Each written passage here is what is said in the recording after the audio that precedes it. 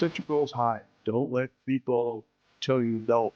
Just because you get shut down the first time, keep coming back. Don't let people tell you can't do something. If you want to do it, focus on it and see what you got to do to get better. Work hard at it every day.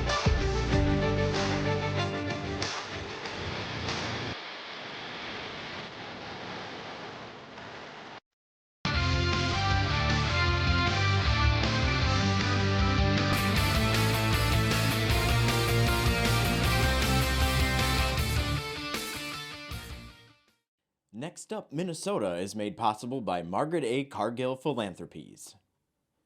My name's Terry Ballman. I'm the head football coach at Marshall High School. I'm also teaching phys ed here at the high school, and I've been head football coach for 41 years, 21 years in Marshall. My name is Mitchell Maxwell. I've been coaching and teaching for 20 years now. Right now I'm coaching linebackers and running backs and play call for junior varsity too. I always wanted to be involved in sports since I was young, and I did a lot of things as a teenager helping youth sports. And my high school football coach was a big mentor of mine. Really has respected the things he did and looked up to him, the way he handled things. I came from a high school that was half white and half black. In the 80s, that was pretty rare in Iowa. He was able to get along with everybody and treat people the same, and I always admired him for that. I've always had a passion for sports since I was a little kid. I remember being in the backyard kind of by myself, throwing footballs at trees that were receivers and trying to hit certain spots. For me, athletics becomes personal because I come from a family that we struggled in a lot of different ways. And the people that supported me the most were always coaches. It was a no-brainer for me to decide to become a part of that process. But that was the passion piece for me as far as coaching goes and why I would want to be involved in it. My motivation really was to be in a sport, I guess, because I was kind of a big kid growing up, so I never really played any sports. One of the coaches here told me about football, tried it, and I joined freshman year, and I guess just I knew I was good at it, so that motivated me to keep going. Biggest factor in my life was my dad. We were always outside playing around with the football, and he kind of just kept me in it, kept me in the sports, kind of get me involved in activities. I started working out, doing things like that with him, and then kind of just went along with the high school program from there, kind of transitioned into that way. Initially, it was my dad. He always had the football game on the TV. Most of my birthday presents were footballs and just playing catch with my dad in the yard. Having that background kind of made me want to pursue it. My name is Jack Meyer. I'm from Marshall, Minnesota. I'm a linebacker and tight end, and I've been playing football for 4 years. My name is Gavin Schaefer. I'm from Marshall, Minnesota here. I play fullback and defensive end, and I've played all 4 years at Marshall. My name's Jacob Alex. I'm from Marshall, played left tackle. I played football for Marshall for 4 years. Personally, success goes along with team success for me, so if your team's doing well, I find individual success that way. Being overall happy with yourself, if you look at yourself and think, I did the best I could, also getting along with your teammates, then that's successful in my eyes. Take the game play by play and win that play, beat the guy ahead of you. Success this year for us was played the best we could no matter who our opponent was, and it let us far. Success is defined when players come back to us, either as young men or older, and tell us about the success that they have and what they're doing. Got kids that come back that are playing college football and want to talk to us about their experiences. Those are the things to me that define success. If we can have that be the end game, those are kind of your big successes. Doing our best every day, coming out. We control our attitude and effort every day, and seeing kids be successful and seeing kids grow. Everybody looks at the wins and losses, but we want our kids to put their best forward and then hopefully grow as a person and some day, contribute to society, become a good father and a good role model for others.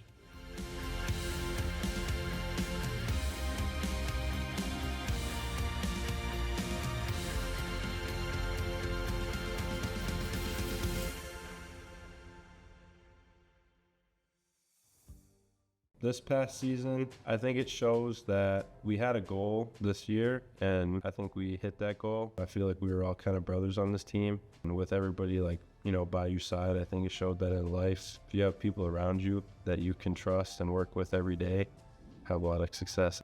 The year prior, we came short of going to state. We were one game short. Seeing that and how close we were to going just gave us the extra drive to stick together and really work towards that goal. and we ended up getting him.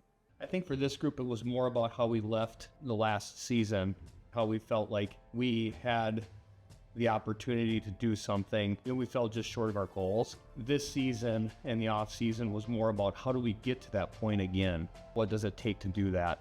Knowing that you were so close. And so I think that was a motivating factor for us. That's what motivates people in ways that you don't get to see on the field of play. But it was that group this year that was dedicated to that purpose.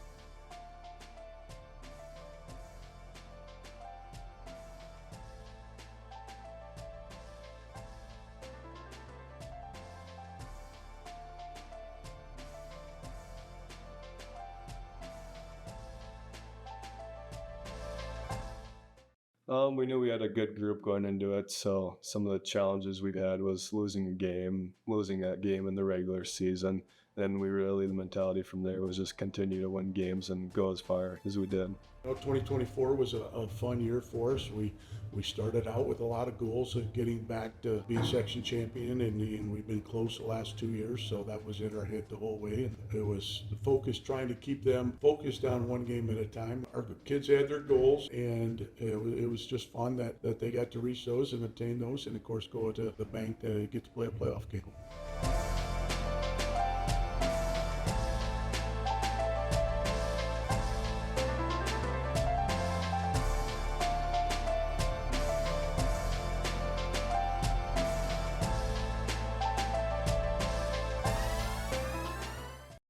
This group in particular, I think, is highlighted by the fact that there's a group of guys that love to play the game who had to come together to play really cohesive football, disciplined football.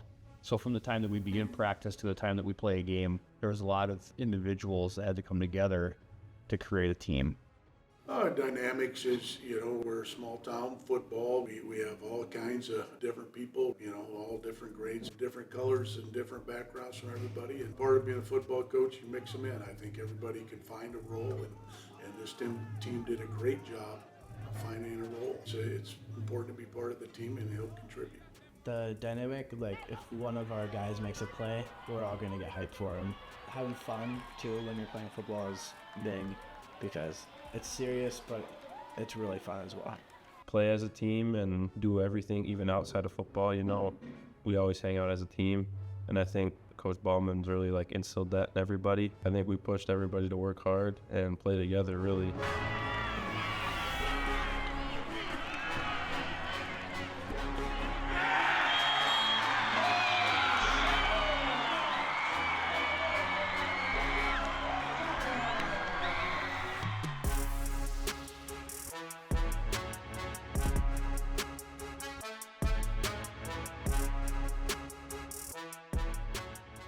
Effective teamwork is respect your teammate. Everybody's got different beliefs and everybody comes from different backgrounds, and you don't always have to agree with them, but respect them and listen and be open-minded and support your teammates. You have to have guys willing to put in the work, team morale from everyone. For us, it's definitely in the weight room. Just seeing your guys in there, knowing that they want to put in the same amount of work as you. Working out together, running together, just bonding in that.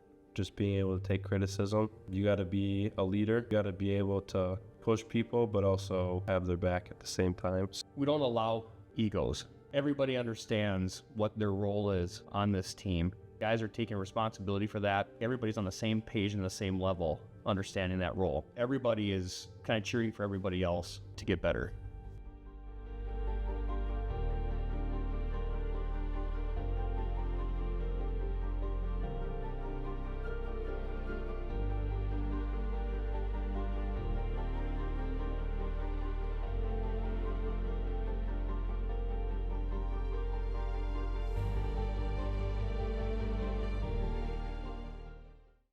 Our local community is great at supporting all activities in Marshall, and obviously football is a big part of it. One of my favorite highlights of the year is when we went and played Byron at East Ridge. 3 hours and 15-minute drive for us and 45 minutes for them. Our crowd, was larger in population there and more vocal than the Byron crowd. That makes me really happy about the community and support we get. Well, first of all, our community's great. We get sometimes 4,000 or 5,000 people at a football game, which is and say for like a small town, here in like Marshall. For sure, like the youth, a lot of the younger kids come to our games and, they give you high fives when you walk in and out. I can walk around Marshall and a lot of people I don't know who I am. It just shows kids that they can be part of, something big here at Marshall when they grow up, because there's not always that opportunity in a small town. I think it inspires our community knowing that we went far, and then we had people that came in every week, supported us in our games. That really meant a lot to us and them, that we each found that. There are things that get done in the community at large to different service projects, so they know that they can reach out. That job will get done to help set up chairs, tables, those types of things. There's that kind of respect from the community, knowing that our players are going to respond in a positive way if they're asked to help out with something or do something. Throughout the year, not just during the season, and helping out with a lot of local events and parking cars and doing different things just to help out. I think it makes kids think about, giving back to the community. The community does a great job of giving to us, so we want to always try and give back as much as possible. I think just the success of the community, of our team, gets people together. I think that just builds and goes.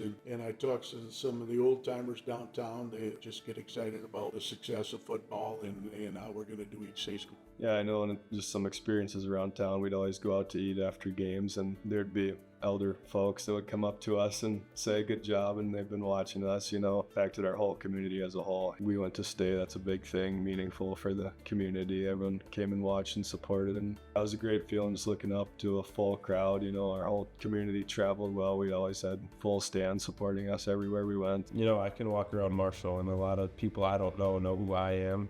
It just shows kids that they can be part of something big here at Marshall when they grow up, because there's not always that opportunity in a small town. Going to the state semifinals helped the community by just like uplifting them a little bit. Having that backing from our community is so massive. We've been fortunate enough to have a good following of people that come to our games, and I think that we always say, what's it say on the front of your jersey? It says Marshall, and we do that for a reason. Anytime you can take a team in the school community and put it on that stage. And so I think that when you get an opportunity to do that, there's pride from everybody in the community.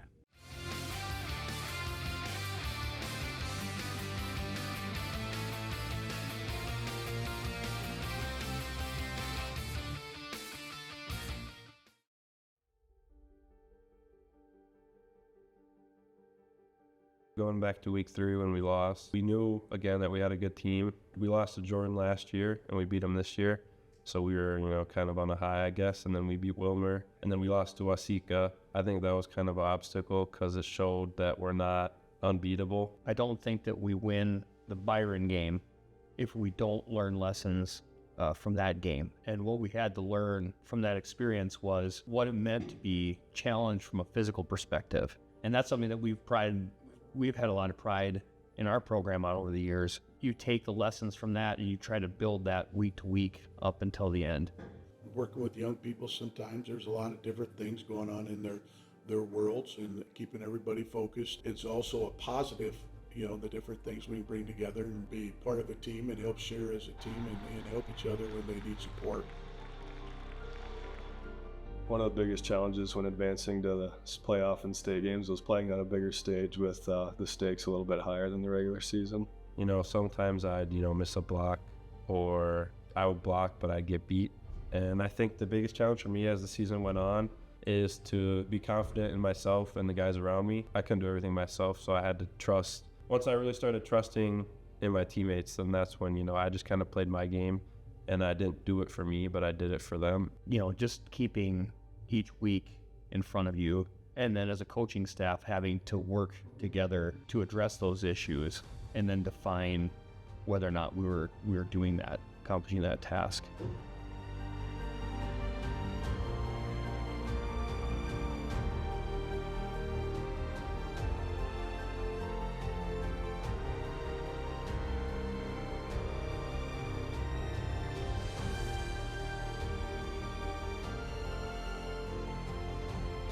biggest challenge there for us is get by Hutchinson. They've been the perennial power. They're in our section. We know they're going to be in our section. Getting a home game with them is always our goal, and we just tell the kids if we do well in the playoffs, it's a reward. You get to play one more game together as a team, and they really enjoy that.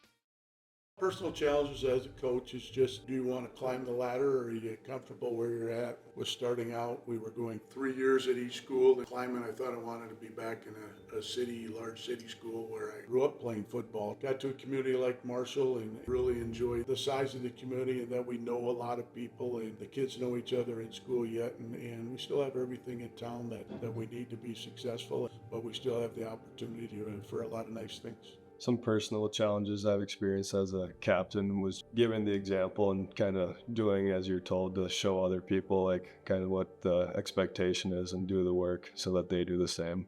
Things that I've taken away from being a captain is like hard work actually pays. If you put in the hard work, then you might not see it while you're doing it, but looking back at yourself while you're working, you'll see a lot of payout.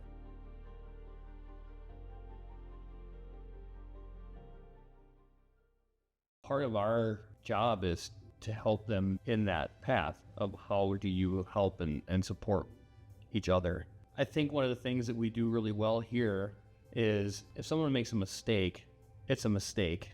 There's a time to be intense and there's a time not to be intense. When is it a time to mentor? Our team does a great job of supporting each other. Captains, in my opinion, like us 5 guys, we set the tone for the team, but the other guys that aren't captains are really what, makes the team the team. When they take what we say and they pass it on to other people, I think it makes a great team. You have the guys on the sidelines, they're always cheering for you, and then the guys on the field, you can look to your buddies and they'll pick everyone up no matter if someone missed a play or did something bad. Every single one out there will pick them up. They always made sure that we were on the same page. If there was a disagreement, we always talk about it in the huddle, just making sure we're good for the next play. We just sit down and talk about things as a group, and goes back to everybody's, different a little bit. Nobody knows what's happening in somebody else's household, and something comes up and they need some support. I think we just talk about it, we show up and help out. You can count on however many guys there were on our team, all of us to, pick you up and tell you next play. It's sometimes those conversations that are the most meaningful. Lets them know you're there for them, you care about them. How can I do that for you and how can I show that to you?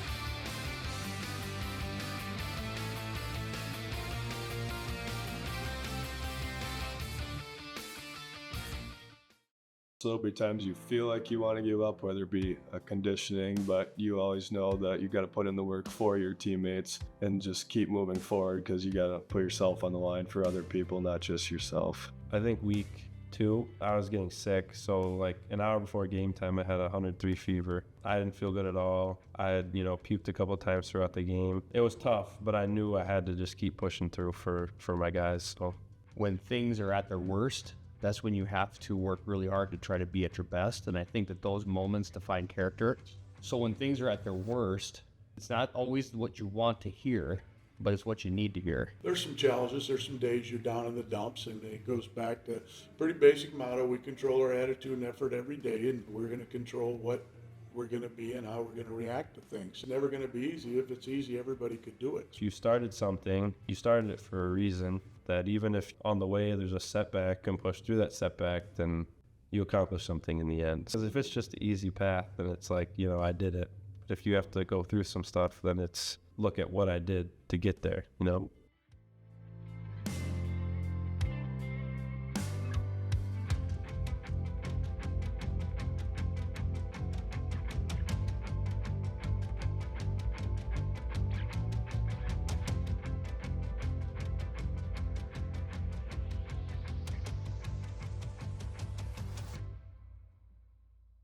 It's good to have diversity on the team because everyone comes from different places and we all play together well, knowing that we all have the same name on our jersey, and no matter what, everyone's the same on the football field and we're all family. I really enjoy it. It's fun in our community. Some of the other schools don't deal with and ask about it. Respect who everybody is and listen and learn. And it's fun when you see kids get together and be not ever been around somebody else's culture. It's great for our kids to experience in that. And there's no place like the locker room to everybody's an equal in there and to have some fun and learn about other cultures. All the different personalities and backgrounds kind of just mesh into one when you put that helmet on. People kind of put their backgrounds aside when you strap up.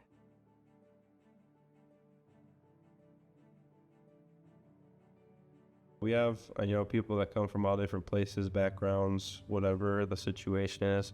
We are all one. So even though there might be diversity, it doesn't change who we are. So everybody has a home at Marshall football, and everybody's a brother, no matter who you are, where you came from, what you look like.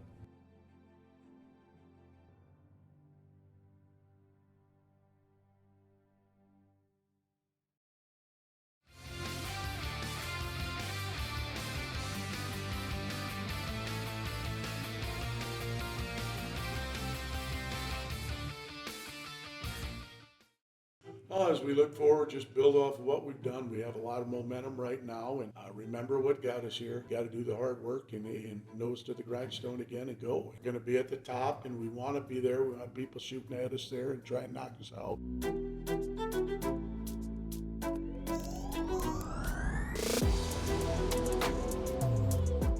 We're going to do our work and we'll be prepared and do everything right now to get ready for next season. I would like to see guys continuing the hard work that we would show and kind of continue with our example of working hard all the time and giving it your full effort. I'd like to see next year's team improve on the team lifting. I just know from personally it helps so much with the trust aspect.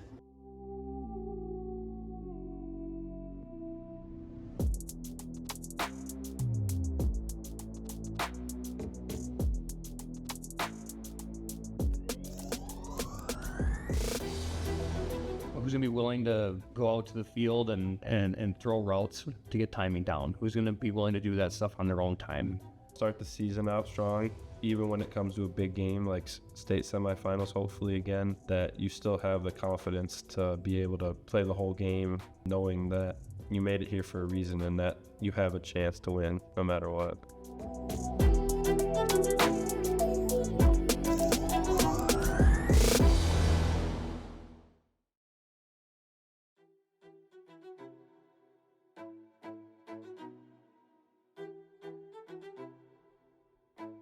Working hard can be really energy sucking. It can take all the fun out of it, but just know that God will give you challenges that you can handle and that he'll be with you every step of the way. Always work your hardest because time will run out. You'll think you have more time, but you always wish you could do something a little bit differently. So don't leave that on the table and just give it your all the time. Working to your potential is something that no matter what role you walk into in life, you're working hard to do your best work every day. I think you have a chance to do some great things. If you have confidence in yourself and know that, you could be something great, then that'll help you strive to work for it. Even if you make a mistake or you have a bad play, if you have confidence, then you're like, hey, well, I had a bad play, but I know who I am, so I know that that's not going to keep happening. Set your goals high. Don't let people tell you no. Just because you get shut down the first time, keep coming back. Don't let people tell you can't do something. If you want to do it, focus on it and see what you got to do to get better and work hard at it every day.